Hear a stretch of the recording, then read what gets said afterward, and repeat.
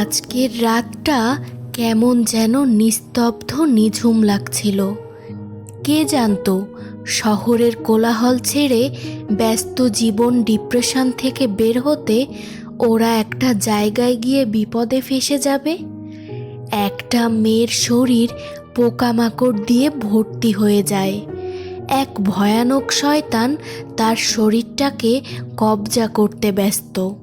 কেনই বা এসব ঘটনা ঘটছে ওদের সাথে?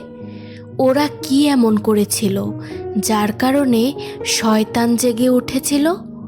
জঙ্গলের ভিতর ওই ছোট্ট বাড়িটাতে কি এমন লুকিয়ে রয়েছে যেটা কেউ জানতো না?